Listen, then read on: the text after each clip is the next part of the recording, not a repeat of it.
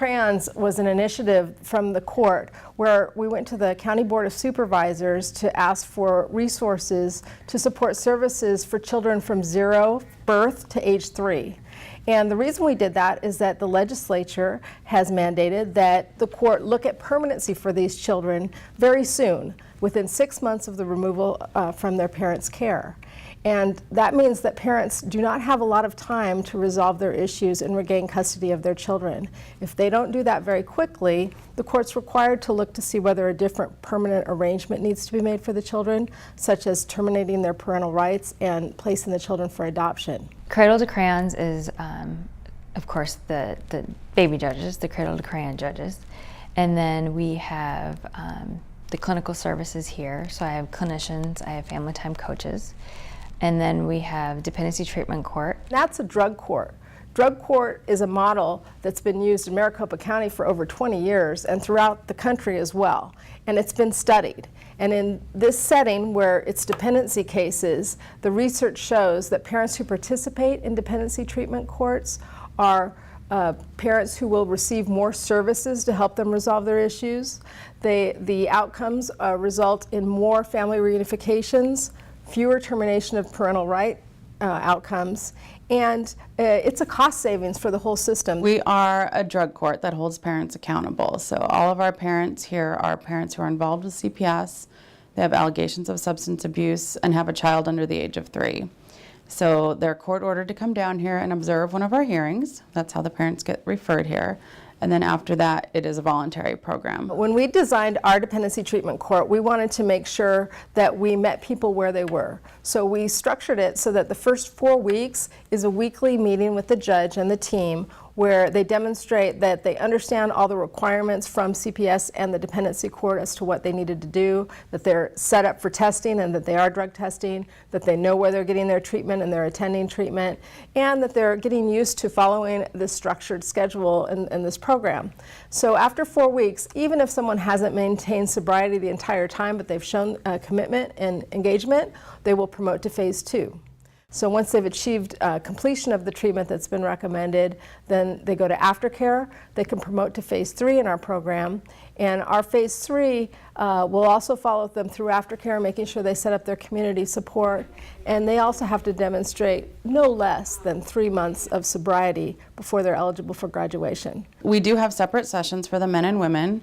We have talked to a lot of other drug courts, including Tucson, who do it that way. And we found through talking to other courts and even through our own experience that the men and women are much more honest when they are without their partners. We have a lot of couples who are both men and women that are enrolled in our program, and I feel like it's really an opportunity for them to be more honest, because sometimes people can get sober separate, but sometimes they can do it together.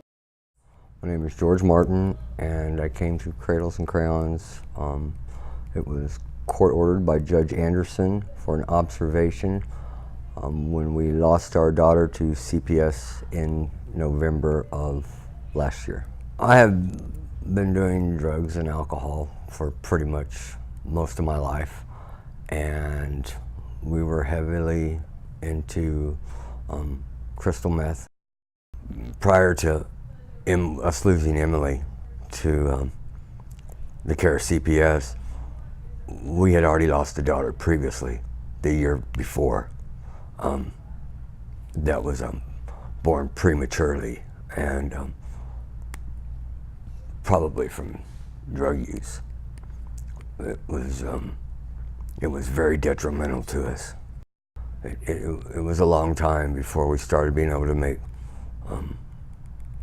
decisions, for ourselves, for our daughters, for our future. Like with my parent aid lady that we had that did the visits with Emily, she's told me so many horrible stories about people not getting their kids back, and my CPS, my new case manager, he's told me, out of all of his cases, it's me, George, and one other family that's looking for towards reunification. It's like, so it's kind of few and far between. When we came here, there was no condemnation on us. There was no, you're a horrible person. Look what you've done. There's no hope for you. Because that's what we were getting from every place else. In all reality, every place else has literally looked at us as if we were the scum of the earth. They never looked at any underlying issues that were going on in our lives individually. You know, I'm 47 years old. I got a lot of baggage behind me. They just look at you as if you cared for your child, you wouldn't do drugs. They don't understand, you know, that caring about the child has nothing to do with the drugs. It's ideal to have good self-esteem and self-worth and staying clean. Because if you don't feel good about yourself, then you get to that I don't give a crap attitude. And it's when you get to that I don't give a crap attitude is when you say F it and you go use, you know? And so it's really, you really gotta not put yourself down, not think bad about yourself, and just, this place is really builds you up. So the clinical services program here offers 3 different programs. So we do child-parent psychotherapy, family time coaching, and then we do adult trauma therapy for the parents if there's an indication of a trauma history. So the child-parent psychotherapy is, it's a dyadic therapy with the parent and the child, and it is really, the therapist is there with the parent and the child to help the parents understand what they're bringing to the relationship and what the child might be bringing to the relationship and the different perceptions and how parents, they have their own history of being parented and their own history in the world, and they bring that into their relationship with the child, and sometimes that hinders their ability to be present with their child. So helping the parents understand that and understanding how to keep all of that out of their time with their child and just really focus on their child, focus on the relationship, and help the parent understand the specific needs of their child and how to respond to them to build that attachment relationship. And so that the child can feel safe and secure and that their parent is their go-to person and their number one person. Family time coaching is similar, it just doesn't have a clinical aspect. So they also help parents understand how their past affects their current relationship with their children, but they're focused more on like play activities. Many parents weren't played with as children, so they have no idea how to get down on the floor and play with their child. So even just spending an hour on the floor with their child, playing and just enjoying that time together, sharing smiles, sharing eye contact, reading the cues of their babies, understanding the needs, and then understanding the developmental needs of the children. That's what the family time coaching really focuses on. There was a lot of resentments. There was a lot of resentments, a lot of mistrust, and we had to do it together. And so we started coming here for trauma therapy every week. And as time progressed, we started loving each other again and setting common goals for ourselves again. I firmly believe that most parents who have children in the child welfare system were also children of the child welfare system, or possibly should have been, and there was no reports. So they often have their own trauma history. So they're repeating the cycles of what happened to them in their lives. So by offering adult trauma therapy, we're able to help the parent resolve their past issues so they don't have to keep bringing that into their future relationships and their parenting of their children. They see you more as a person and as a, you know, an individual person who is real and really, you know what I mean? I think this place has just really helped speed it up. There was a while after it first happened, because she was so young, she didn't know who Mommy and Daddy were.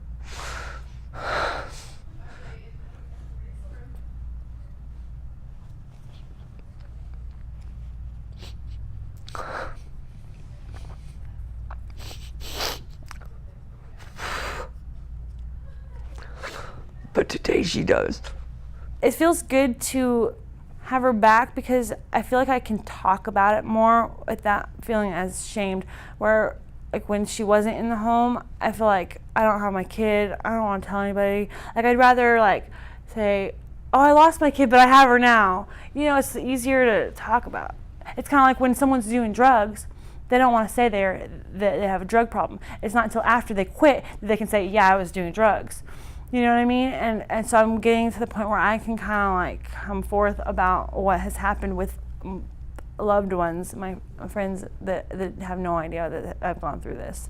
I've overcome a lot of fears since I've been in here. Like my self-esteem is just a lot better. I've really become a lot more outgoing and open, and I don't know, probably just more ready to go out into the real world and do something with my life and not be afraid or ashamed and just be me. Right now, it's just running. We've gotten up. We've continually made those steps. We have good days. We have bad days. But like Nicole said one day in a therapy session, she goes, well, at least it's only one bad day out of 7 now. George and Jennifer are a couple who started right at the beginning of our implementation of Dependency Treatment Court. And it's been really amazing to watch their journey and their path to sobriety and recovery. And earlier this summer, they regained custody of their daughter, and it was a really joyful moment for them. Right before their graduation, they both relapsed. And it was very disappointing, but it wasn't unknown that those kind of things happen. They've both been back to court. They've both re-engaged. They're both in substance abuse treatment again, and they're both analyzing what went wrong and what do they need to do next time. The relapse did result in their daughter being removed from their care, but they were really impressed by the response from CPS, because CPS responded in trying to figure out a way to maintain their daughter in their home by bringing in a safety monitor, doing other things to try to assist them. When they re-engaged, they are very focused on their recovery once again, but they're looking at what did they not have in place that they didn't realize. And what they've identified, I think, is going to help other people too, because they talked about only relying upon each other for support rather than a broader community-based support that was outside of court and outside of the people that are being paid to help them, basically. And they recognize that that's the kind of support they need to build in order to maintain long-term sobriety.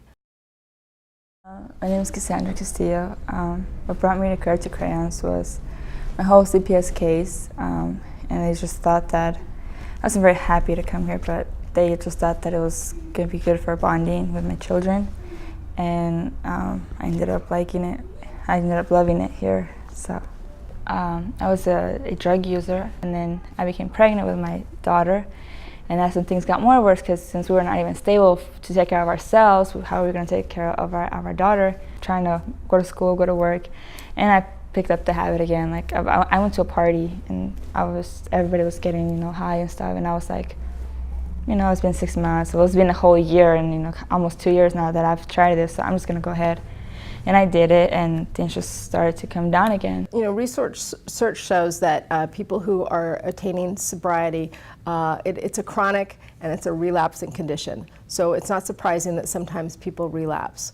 The goal in our Dependency Treatment Court is to have a quick identification of the relapse, an analysis by the client of what happened so that they can avoid future relapses, and them getting back on the path to recovery. I'll be getting high and I'll be crying because I didn't know. I would just sit, and I knew that I was doing wrong. They took my daughter on December 1st of 2011, and it was just Christmas time, so family time, and it was just, I was still not clean. I was just still like sad because they took her away, and I had Christmas without her, and then I was still using. Trauma and loss and loss of attachment all affects brain development. So that's really important. And then the attachment system is working between the ages of 0 and 1. And so it's really important for that child to have an attachment figure during that time so that they can learn how to attach. And if a child does not attach to a primary attachment figure, it affects them for the rest of their life. It affects development, it affects education, it affects them legally later on in life. It could affect substance abuse. So it really is so primarily important to intervene at 0 to 3. And around January 6th, I get a call from CPS saying, you get to go to terrorist hunt. I even remember every date. And from there, I just kind of had to, learn and pick myself up, got a roommate, and ended up here in all these services. And I have not said no to none of the services. All of them, even if it's taken more than a year and a half, I've still have not said no to any service, because if it's towards my kids and me being with my kids, then I'm okay with it. I don't care if it takes 2 years or whatever. If it's gonna help me get them back, I'm gonna take it. Thank you, a big, big thank you, and just kind of like an I love you, but I love the just the place. I would say, well, I only get to say one thing. Thank you. Thank you for all your support and all you've done. I thank them for watering the future, for bringing light and bringing love into the future of so many people.